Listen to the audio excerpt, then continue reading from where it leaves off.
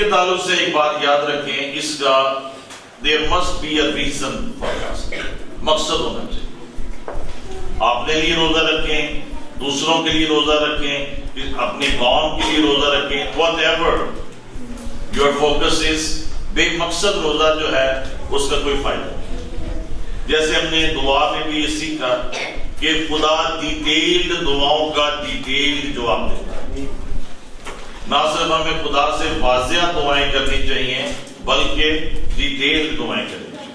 So in a similar way روزہ بھی رکھیں لیکن اس کا ایک مقصد، اور بہت سے مقاصد کے لیے ایک ہی وقت میں ایک روزہ نہ رکھیں، go step by step, stage by stage, اور کسی ڈیفینیٹ ریزن کے لیے آپ جو ہے روزہ رکھیں اور اس دن آپ اس پرپس کے لیے دعا۔